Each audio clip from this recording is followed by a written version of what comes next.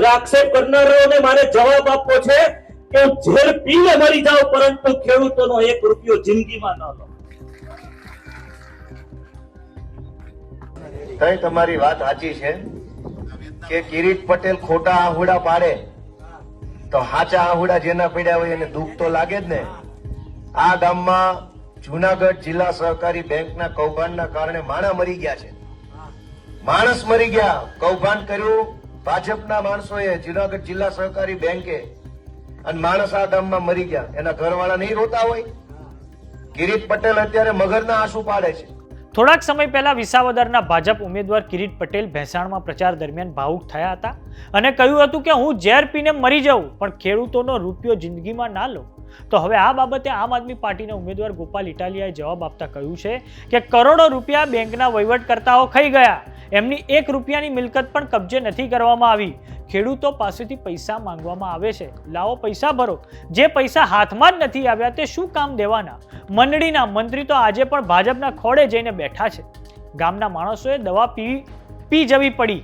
કિરીટ પટેલે ક્યાં દવા પીવાની જરૂર છે? તો આ સાંભળો વિસાવદરના ભાજપ ઉમેદવાર કિરીટ પટેલ અને આમ આદમી પાર્ટીના ઉમેદવાર ગોપાલ ઇટાલિયાને. 22 લોકોને જેલ ભેગા કરી ખેડૂતોને ન્યાય આપવાનું કામ જો કોઈએ કર્યું હોય તો કિરીટ પટેલે કર્યું છે. અમે તો ખેડૂતોને ફ્રોડમાંથી બચાવવાનું કામ કર્યું છે.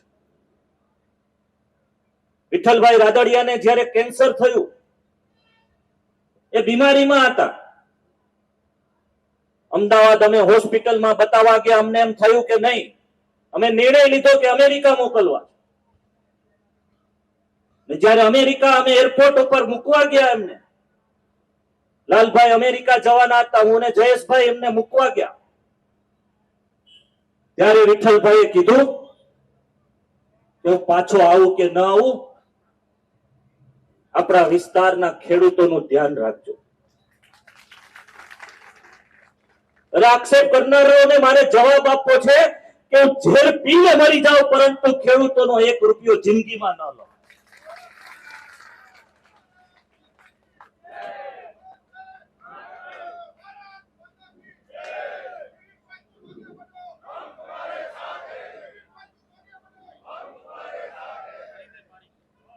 પહોંચ્યા જ નથી તો ઉઘરાણી ખેડૂત પાસે શું કામ?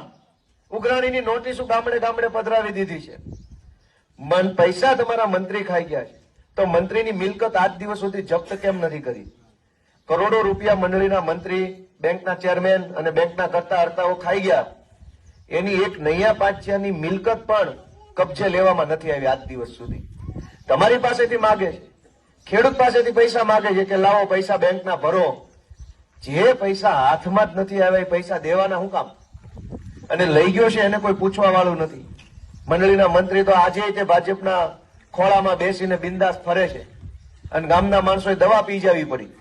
આત્મહત્યા તો એને કરી છે. કિરીટ પટેલે ક્યાં દવા પીવાની જરૂર છે? દવા તો આ ગામના માણસો પી ગયા છે. દવા તો એને પીવાની જરૂર નથી, ગામ પી ગયું દવા. 2 જણા ગુજરી ગયા આ મંડળીના કૌભાંડમાં. આને કોઈ કહેવા વાળું નથી. ને ભાઈ તમે આ વખતે કરો ચૂંટણીમાં વ્યવસ્થિત મતદાન, પછી હું કહીશ ને જે કહેવા જેવું છે બધું. હું દવા પી જાઉં કે ઝેર પી જઈશ, ભાષણમાં સારું લાગે. વાંદરવડ ગામમાં એક ભાઈ દવા પી ગયા, તમારા ગામમાં એક ભાઈ આત્મહત્યા કરી લીધી. 2 વ્યક્તિ આત્મહત્યા કરી લીધી. એ પાપ કોનું છે?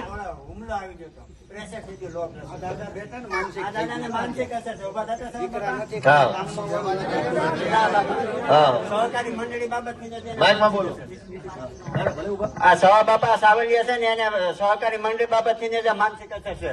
અમારા ગામમાં અનિલભાઈ બસુભાઈ સેલડિયા, એને હાર્ટ એટેક આવ્યો હતો સહકારી મંડળી બાબતથી. એને થાપણમાં પૈસા મૂક્યા હતા તો એ મને કાયમ કહેતા કે હું આપડે દૂધની ડેરીએ દેવા જતા ને તો એ બેહતા, મને કાયમ પૂછતા કે ભાઈ આપડે મંડળીનું શું થાય, કઈક વકીલ પકીલ ગોતો, કઈક પૈસાનું કઈક કરો. ડેલી સર્વિસ મને કહેતા કે આ રમેશભાઈ ભવનભાઈ આંબલિયા સાંજે કાયમ અમારા હસુભાઈ દુકાને બેસતા, એ કાયમ અમારી બેઠક જ ત્યાં હતી. એ કાયમ એ કહેતા અમને. એ ભાઈ ને 2 ત્યાં બોલો પ્રેશર એટેક હુમલો આવી ગયો હતો. આ ભાઈ ને એમ હતું, આ ભાઈ અમે બહુ મહેનત કરી આની. આ ભાઈ ને ચાલે તાત્કાલિક દવાખાને લઈ ગયા એટલે તાત્કાલિક સારવાર થઈ ગઈ. આ ભાઈ ને ફ્યુઝ જ ઉડી ગયો હતો. અમારે એ ભાઈ એક આવડું પડ્યું. અમારી જે ભાઈ ઓફ થઈ જાય એની બહેરા બિસકડા 11-12 દિવસ આવડા પડ્યા, એને કોઈ ન દેખાણું. અહીં અમારી બાજુ રોવે એના આવડા દેખાણા, અમારી બાજુ રોવે એના આવડા ન દેખાણા.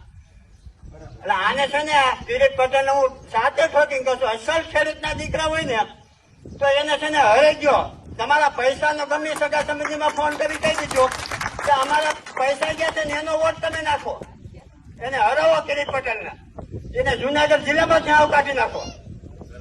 વિસાવદર તાલુકો, ભેસાણ તાલુકો અને જુનાગઢ ગ્રામ વિસ્તારના તમામ લોકોને હું કહું છું. મેં હોળી ગુનારે એને પ્રશ્ન કર્યો હતો, અમારા સહકારી મંડળીનો પ્રશ્ન તમે ઉકેલો. એ કે એનું કઈ ન થાય. એ ભૂપતિ કે આને 35 લાખનું ધિરાણ ઓલો સહકારીનો ઓલો ખાતર ગાયબ થઈ ગયું છે, એનો તું ભેગો થઈને કેસ કરાય છે. ઓલો ભૂપતભાઈને કેસ કરવા લઈ ચેરમેન પહોંચે છે, એ ધારે એ બધું કરી શકે. એટલે આપણા ગામના તમામ લોકોને કહું છું, એટલે તમે છે ને અમને ન્યાય આપો. એ તો તઈ તમારી વાત સાચી છે કે કિરીટ પટેલ ખોટા આહુડા પાડે તો હાચા આહુડા જેના પડ્યા હોય એને દુઃખ તો લાગે જ ને.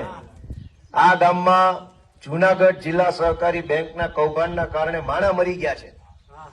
માણસ મરી ગયા, કૌભાંડ કર્યું ભાજપના માણસોએ જુનાગઢ જિલ્લા સહકારી બેંકે, અને માણસ આ ગામમાં મરી ગયા. એના ઘરવાળા નહીં રોતા હોય? કિરીટ પટેલ અત્યારે મગરના આંસુ પાડે છે. ફીણ આવી ગયા, બીક લાગી ગઈ, હારી જવાના છે એટલે રોવું આવ્યું. તો પેલા આ બધા ખેડૂતોની વેદના નહોતી દેખાતી, અને હજુ દેખાતી હોય તો હજુ સરકારમાં ઈ જ છે, હજુ ભાજપની સરકાર છે, કેમ ન્યાય નિર્ણય નથી કરતા.